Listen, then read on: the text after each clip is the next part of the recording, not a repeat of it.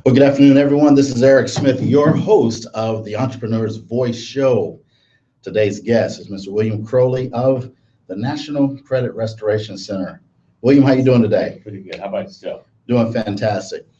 Tampa, St. Pete, Clearwater area.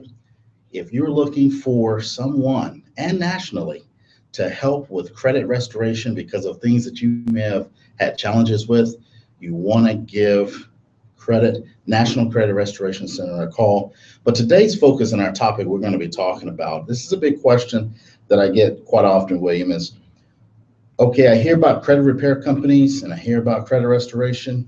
We're going to focus on what is the difference between credit restoration and credit repair. And so as we get into that topic today, I first like to introduce you to our audience. Thank you for coming onto the show today. How long have you been associated with advocating and helping individuals when it comes to their personal financial credit matters? I started back in 1998 with a company called ICR Systems, Okay. which is now defunct. And me and my wife at the time started to do this credit restoration as opposed to credit repair, because the original company was credit repair. Okay. And they taught us everything we should know about credit repair, and then we said, okay, we'll just enhance it if we've got to do it ourselves. So that's, like I said, I'll be explaining more about. So 1998, you've been advocating, and what do you base your systems and the information that you teach people around the world of credit information? What do you base that on? Well, we base it on you understanding your consumer rights. I hate to use the word consumer, but there are laws out there to protect us as consumers from the abuses of what I call corporate America, the banks, the mortgage companies, etc. And not to be picking on the banks or anything, but at the same time, we as consumers need to know our rights. Most people aren't familiar with their rights. Fair Credit Reporting Act, Fair Debt Collection Practices Act. Well, William, I want you to be comfortable on the show because really the Entrepreneur's Voice Show is about finding and showcasing entrepreneurs who are doing things in a big way to help consumers who bring great products and services. And sometimes we just have to be hit as consumers or individuals square across the eyes. So if there's some information that we need to be wakened up to and understand, please don't hesitate to tell us, because the Entrepreneur's Voice Show is not about being soft or tiptoeing around. You know, we're not afraid to be a little controversial, and we're not one of those shows, but we do want to keep it real and we want to bring good information to people. Right. So you mentioned this Fair Credit Reporting Act. Why is that so important? What do we need to know about that? I'm glad you opened up with that introduction. I can kind of relax my guard because I'm ready to beat up on them now. But nevertheless, we got it ready, folks. We got it ready. Yeah. Thank you. The Fair Credit Reporting Act, created by Congress in 1970. Free at last. This brother's free to speak at last. Go ahead. I'm sorry. Go ahead. So listen, the Fair Credit Reporting Act has been put there by Congress since 1970. And the corporation, the banks have, in a way, suppressed this information. They don't, and a lot of them, if you talk to them, they're not even familiar with these laws. So it's imperative that even the lenders become more supportive and knowledgeable about these laws, because this can help turn a lot of those consumers that you're turning away from buying your product into buyers. So your turn downs can be turned into buyers by you as the lending professionals understanding the Fair Credit Reporting and being able to help to disseminate this information to their clients. Because what if I'm a lender and a client comes to me with a whole bunch of garbage on their credit report, and I say, well, I can't do anything because your credit report is it's just a disgrace, and so you send that person away. Instead, you can tell them, well, listen, wait a minute, are you familiar with the Fair Credit Reporting Act? Do you know you have rights? Even though this information, this derogatory information belongs to you, it can be legally challenged and removed, because you're not a bad person. I've already talked, I'm the lender talking to the client, right? You're not a bad person. I think you're a great person. It's just that I want to get you this loan, but your credit report says that I can't. But just seeing how great of a person you are, if we can do some minimal changes on your credit report, we might be able to get you a loan. Now it's a win-win situation. You gained a friend, maybe referrals, and you can make the sale. And see, that's a huge point. I want you to think about this. If you're listening to this information, what he just said, and if you're a bank or a lender out there or individuals, when you go to your bank, see if your bank is interested in creating win-win situations. So when we talk about win-win, we're meaning the bank gets what they want because they want to make some money off of making you a loan, and you get what you want because you may not have the money to buy the item you need, but you might need it right now. Is that what I'm hearing you're saying? Exactly. Like last week, I was just meeting with a lender out in Florida here, in the local area. And he raised the question to me, well, would you lend to that person if they have bad credit, then all of a sudden they miraculously changed, their financial situation or their credit report changed? I said, yes, because most people that have bad credit aren't bad people. They just ran into some type of financial glitch in their life, and they need a second chance. I was gonna say second, third, fourth, and fifth, but nevertheless, at least a second chance. I don't want anybody that's gonna be abusive. In baseball, you get 3 strikes before you're out, so come on. That's Why, right. why not? And I would love it because the bottom line, you keep coming back to me, and I've had clients that have been with me for almost 10 years. They keep coming back. I clean them up, they mess up, they come back. So I don't mind it. Listen, but at the same time, I'm speaking specifically to the lenders right now. The lenders, these people are not bad people, okay? And we're using legal laws, laws in the Fair Credit Reporting Act to have this information addressed. We're not just saying, well, change your social security number or do something deceptive to remove this information off your credit report. We're taking legal steps according to the Fair Credit Reporting Act. So if you think that it's illegal, please go read the Fair Credit Reporting Act for yourself. Lenders, that is. If they would just read it, they would understand people like me, I'm out here to help the lenders. I'm not working against you. I'm turning turn downs into buyers, increasing your bottom line. Absolutely. So again, more validation toward creating a win-win situation. So we hear this thing about credit repair and we hear credit restoration. Yeah. Give me a brief synopsis of what the real difference is between the two. That's a great question, and I have the great answer to. See, I started out as a credit repair person. I was working for a company, and I was marketing their services, and people were coming in and getting some, satisfaction. The problem was that all the companies were doing, all credit repair companies do is dispute the negative information on a credit report, and that's where it stops. They can't really explain to the customer what is a collection account, and even if this collection account is removed off my credit report, do I still owe it? And most credit repair companies will say, yes, you do still owe it. Our job primarily is to remove the negative information off your credit report. And we can't, that's as far as we go. That's what credit repair is. So when the company went defunct, and I can say the name if you want me to.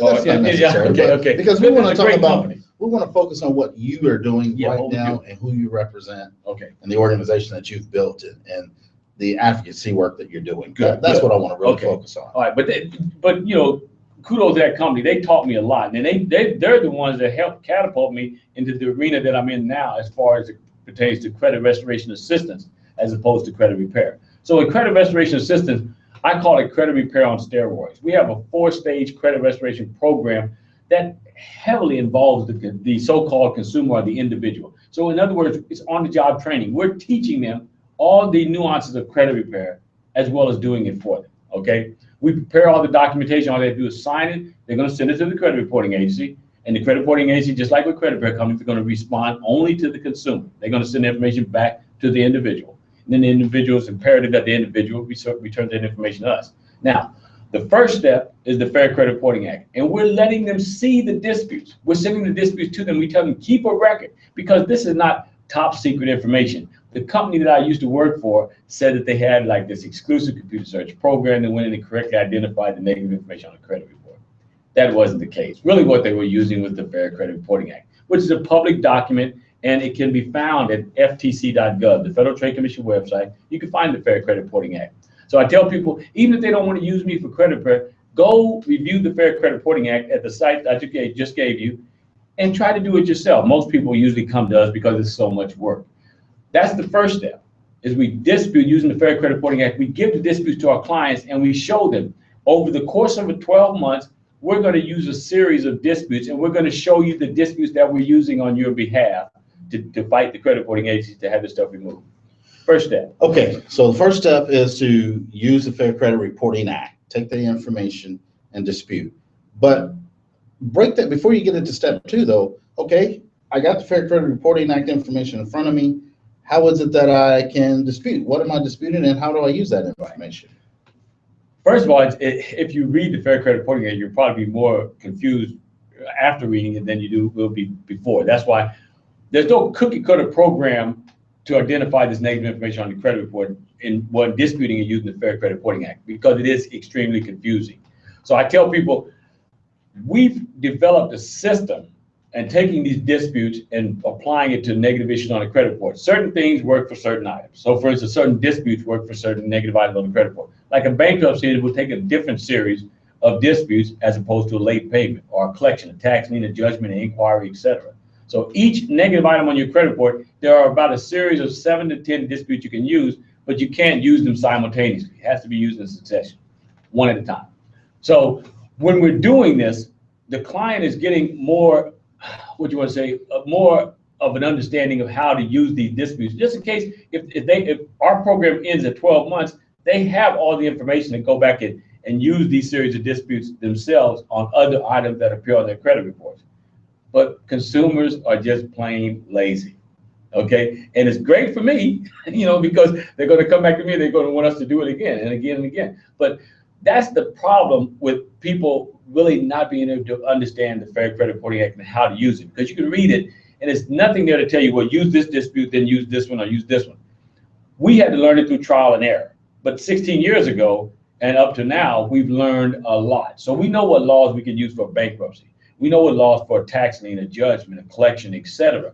But we know that we can only use one at a time. So sometimes people get impatient as well with the program. We tell them, look, let it run its course, relax, okay? You didn't get bad credit overnight, so it's not going to be repaired overnight, but it is going to be a lot. Okay, so ineffective. Perfect. But what is the actual basis? I guess what I'm wanting to understand, and maybe some of the viewers who are watching may be asking, okay, yeah, I may have filed bankruptcy. I may have done these things. How is it that I have the right to have those items removed? Right. And that's a real good question too. What the Fair Credit Reporting Act was put there, credit repair companies are just private. Okay, they like to say they're bureaus to associate themselves with the government to scare off a lot of people. They're just even the credit bureaus? Yeah, the credit bureau. Yeah, okay, the credit bureau. Okay. They're just private companies out there to make a buck. So Congress seen the power that they had and said, well, we need to limit their power. Just like the Constitution limits the powers of government, the Fair Credit Reporting Act limits the powers of the corporations out there that are extending credit to people. Okay, so the credit reporting agencies are just reporting information.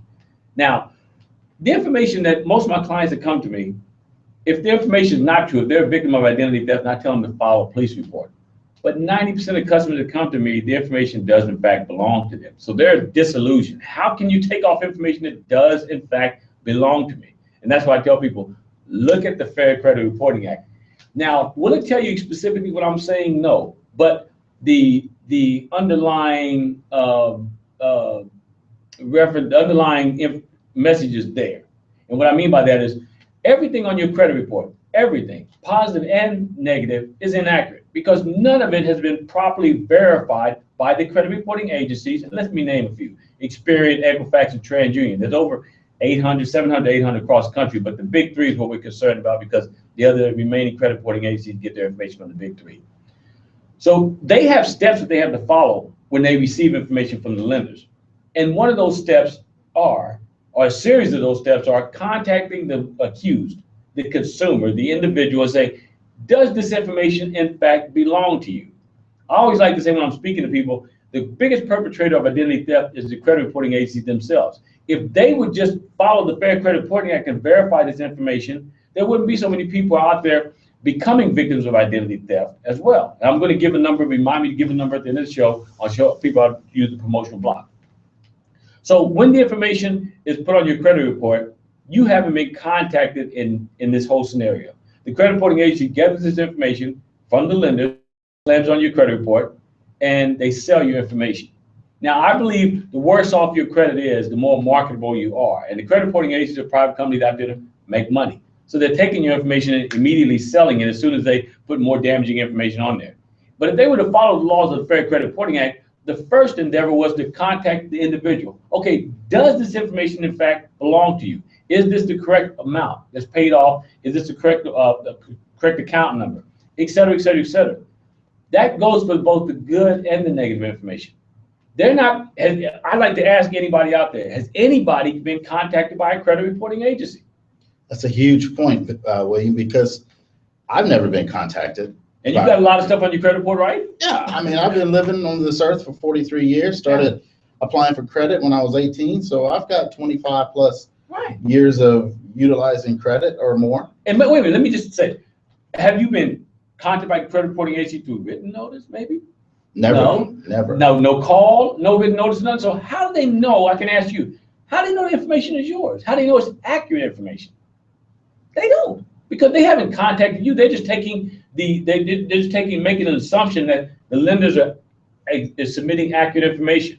But the Fair Credit Reporting Act says it doesn't matter whether the lenders submit accurate information or not. If you have an accused out there, then they need to be informed of whatever information being put on that credit report.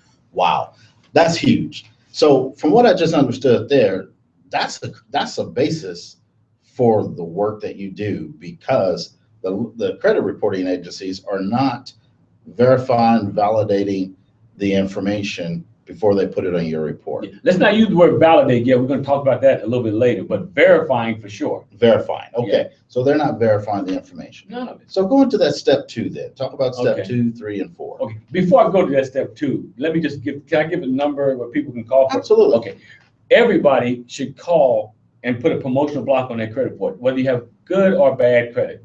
Call 888-567-8688. Once again, 888-567-8688. Call that number and put a promotional block on your credit report for either 5 years or indefinitely. And we strongly encourage that you do it indefinitely. Okay, so everybody should put it on their children, anybody you know, family, friends, co-workers, etc. Make sure that everybody puts a promotional block on your credit report. Let's stop the credit reporting agencies from committing these types of abuses on the credit report. This is Eric Smith, your host of the Entrepreneur's Voice Show. Today we're talking to William Crowley from the National Credit Restoration Company, located right here in Tampa, St. Pete, Clearwater, Tri-City area of Florida.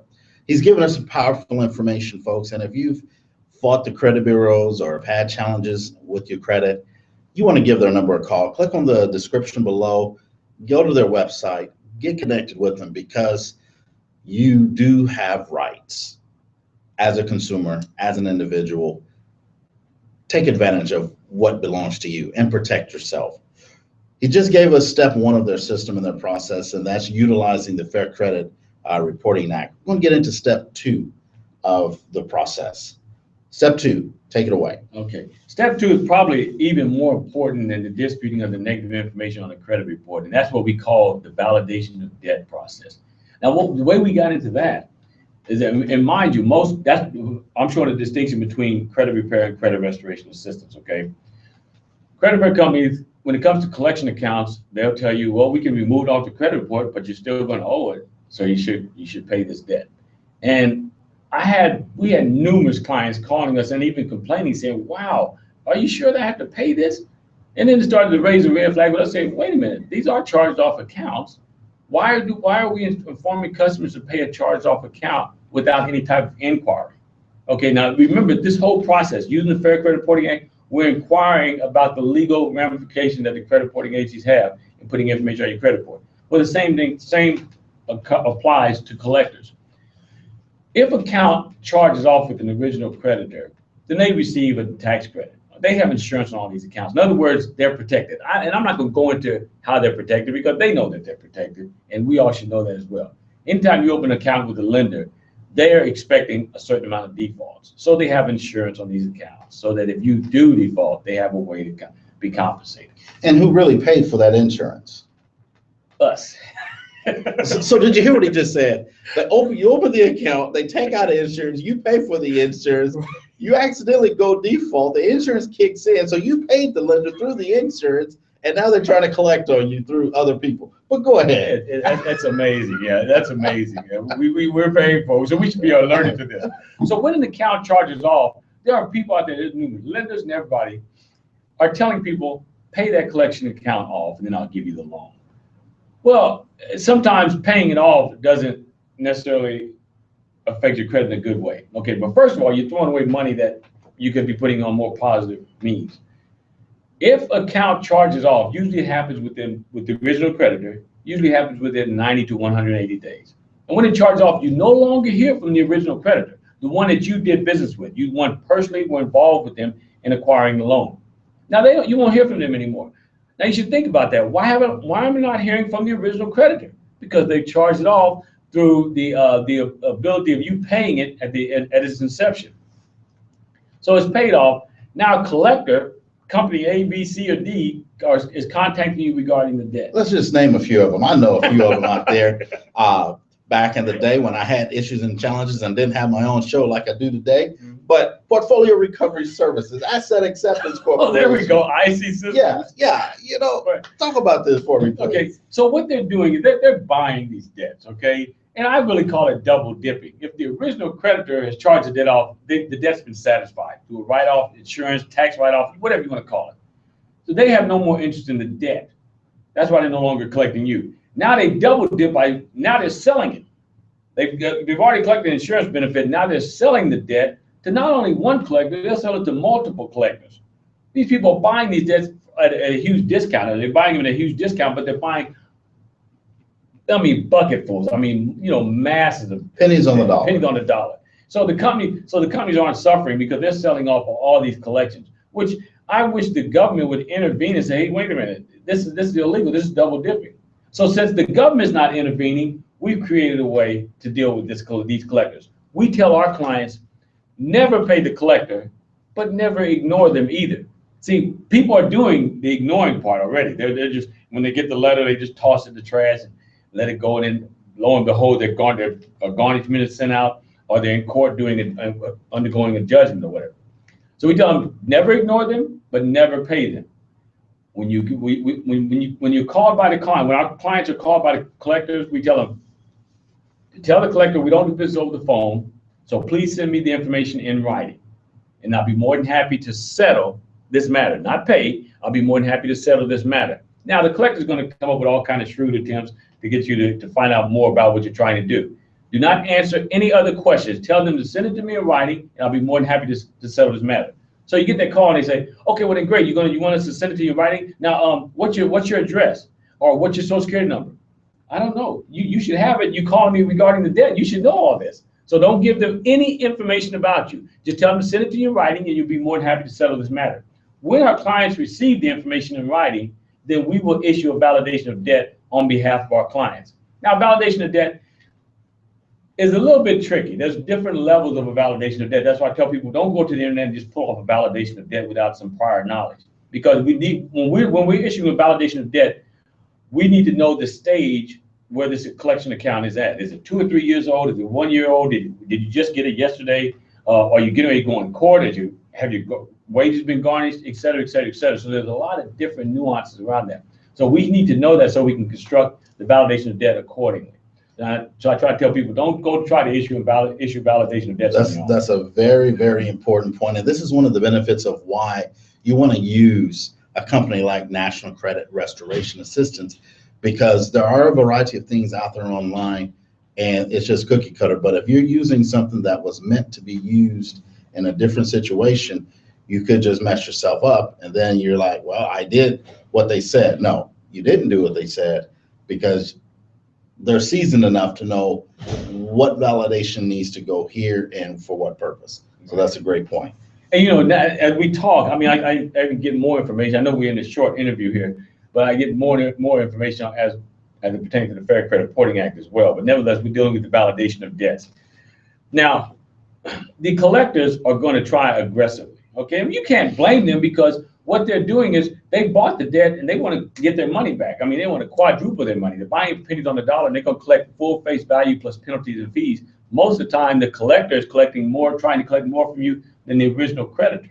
So let's just give a simple example of that. If from what I'm hearing you say, if I owed Capital One as an example, but then I went default and they charged it off, I owed them $1,000. Pennies on the dollar means that XYZ collection company probably could buy that for how much money? Oh, guys, $1,000 collection could be bought for probably as low as $25. $25-$30. Let's say $30. So they now have $30 invested, and they're going to be calling me to try to collect $1,000. They profit $970 Don't forget penalties and fees. plus penalties, and let's just say they got their 1,000.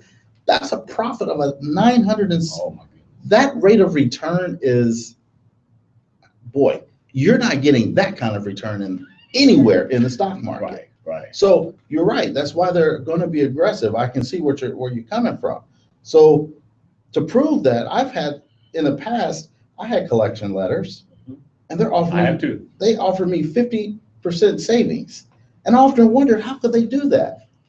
Yeah. Because they only have $30 invested. That's amazing that they can do that. And people call me up and they tell me, they boast to me, oh man, yeah, I owed 1,000, but I only paid them like $600. I only paid them $250 or whatever. I'm saying, you shouldn't have paid them nothing. I said, if the collection company is accepting that, you know they made their money, but stop bragging about, like even with the consumer credit counseling and the debt consolidation company and consumer credit counseling, not to beat them up. They're for debts that are open and revolving, not for really charge-off, but they would do charge-off debts as well. But I beg them to stop, tell the clients the right thing to do with collection accounts. Okay, I know you're in the business to make money, but let's start telling people the truth and then making an honest buck.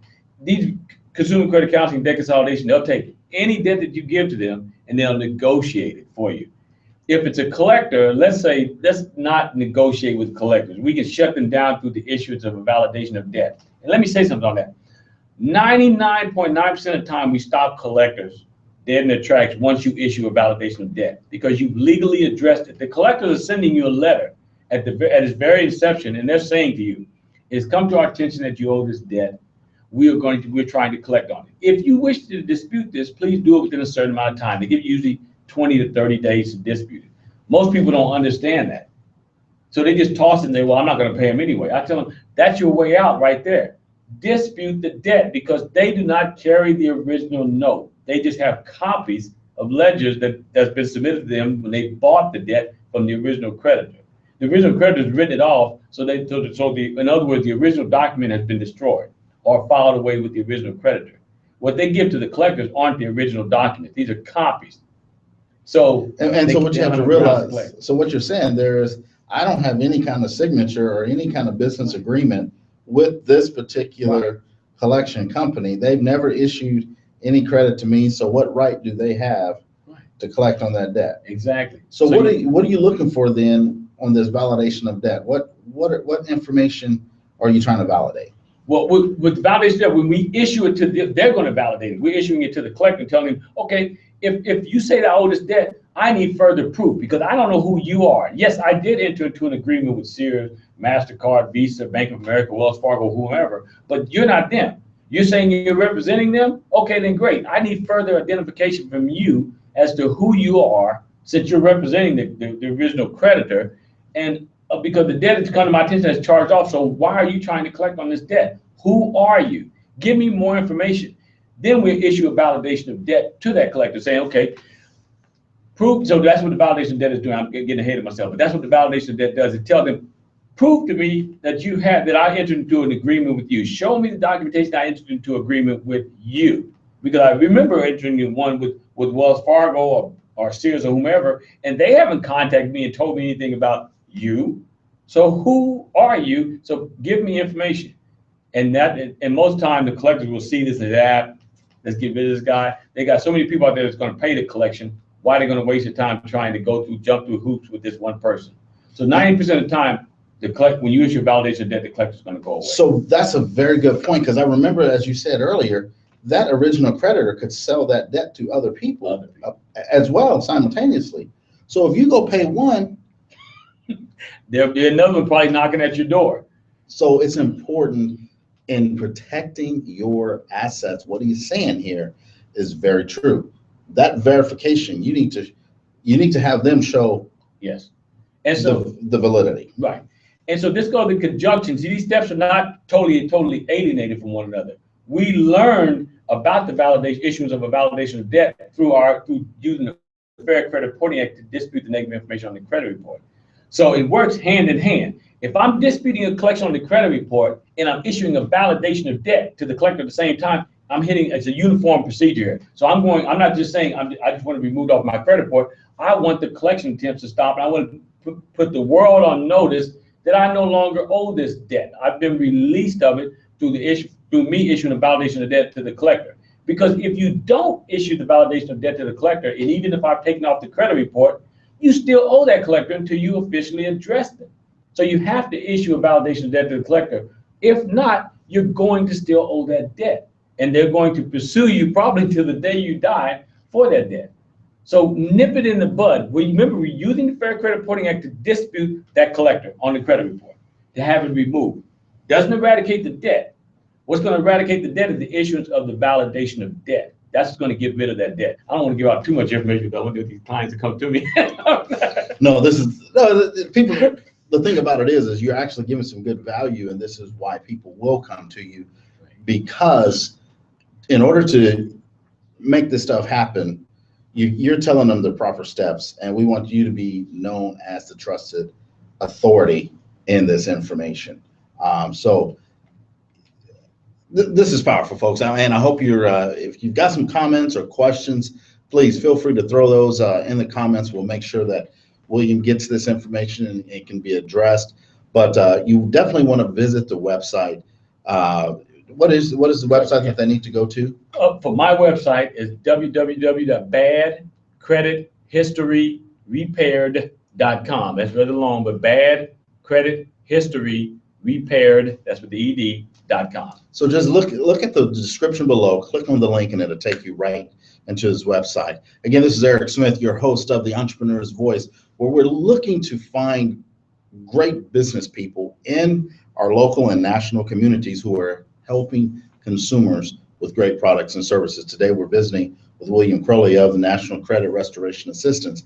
We're talking about the difference between credit repair and credit restoration. He's gone over some great points that you need to understand from the 1970 Fair Credit Reporting Act. You need to know your rights there, then understand how to also have them help you with issuing a validation of debt letter.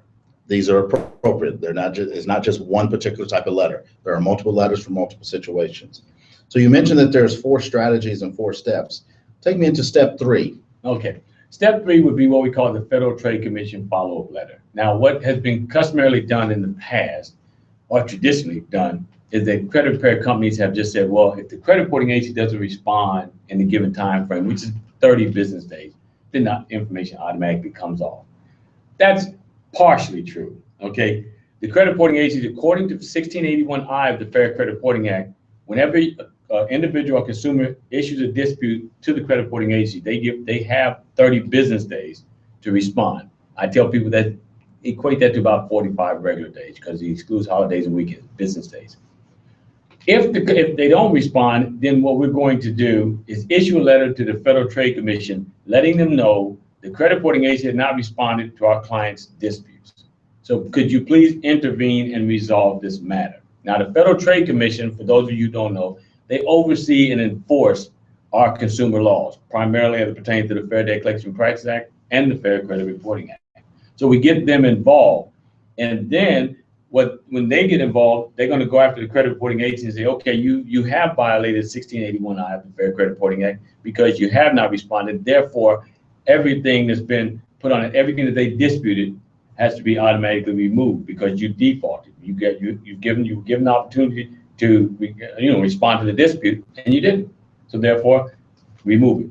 That's what the Federal Trade Commission does. It just doesn't miraculously go away because the credit reporting agency doesn't respond.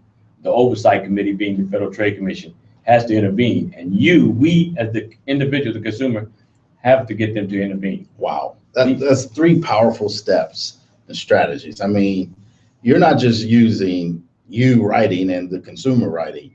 You bring in the federal government in to talk to Equifax, TransUnion, and Experian, which are private corporations on your behalf. Exactly. Wow, that's deep. And see, all these entities are working for us. All we have to do is breathe life into them. Don't expect the corporation to tell you about your consumer rights, okay? Because they're not. It's not in their interest, and it slows them down from doing what they want to do.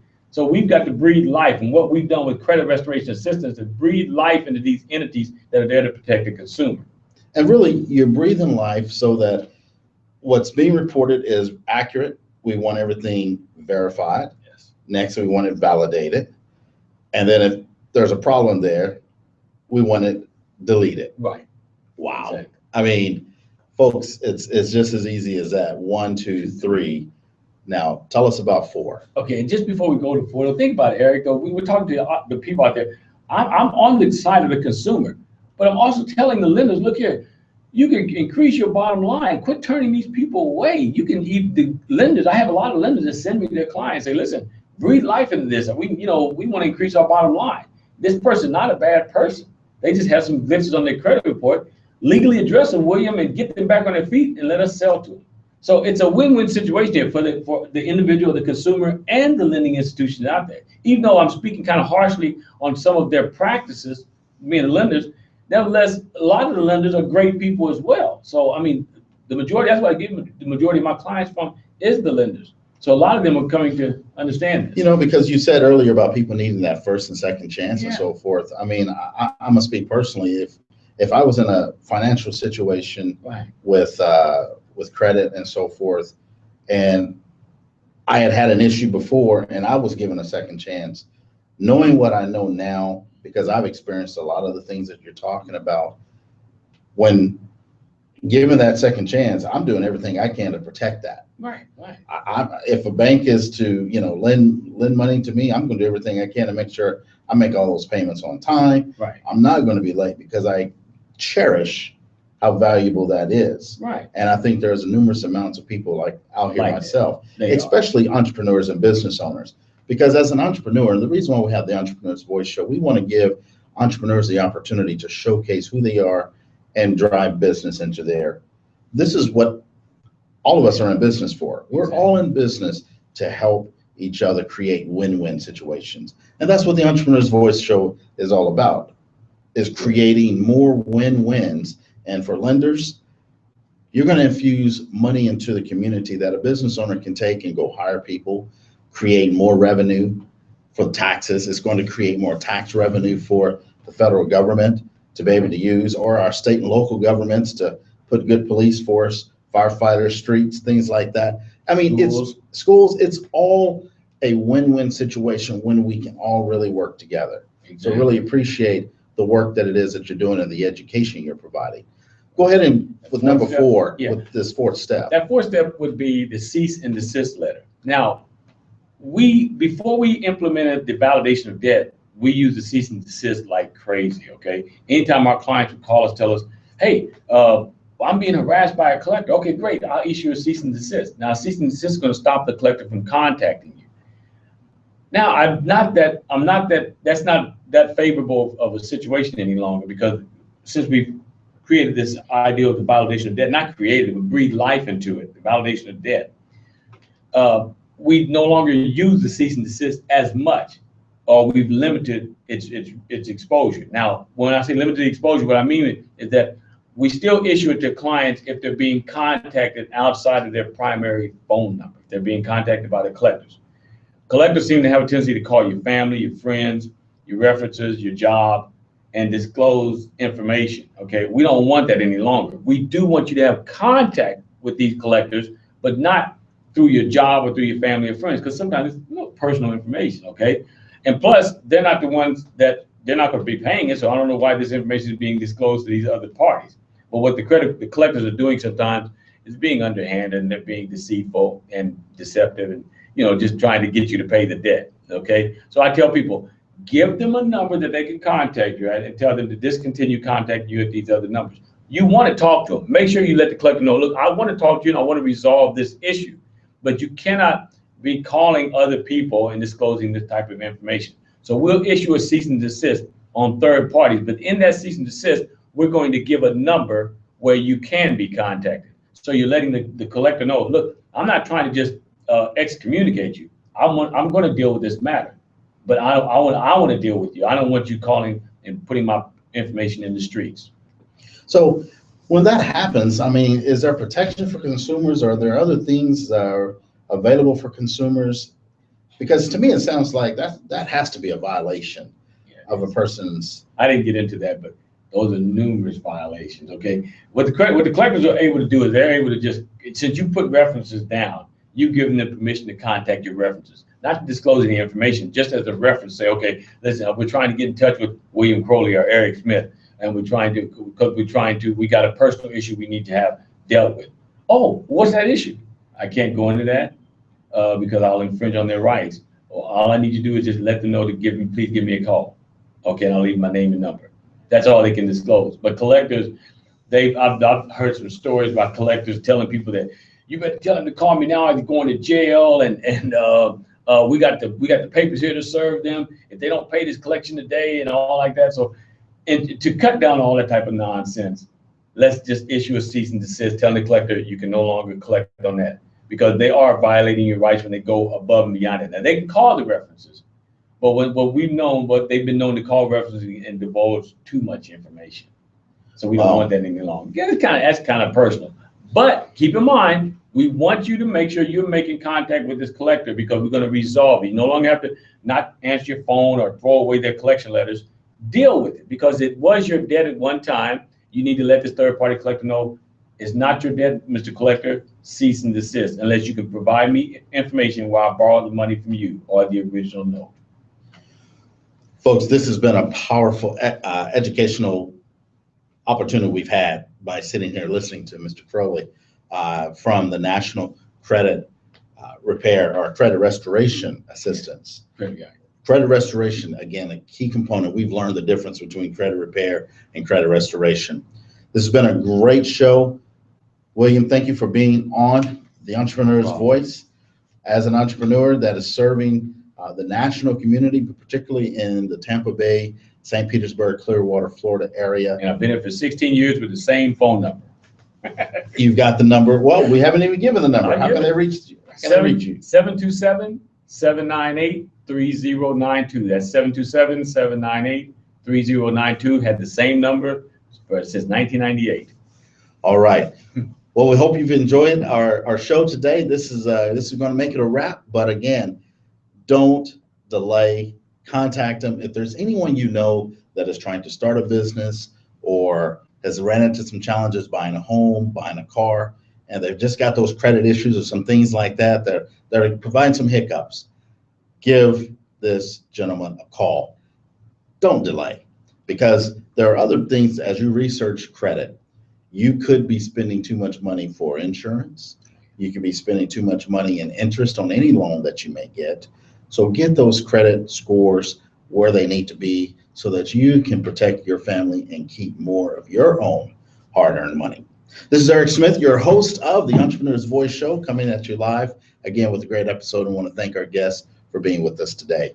We'll see you at the next episode.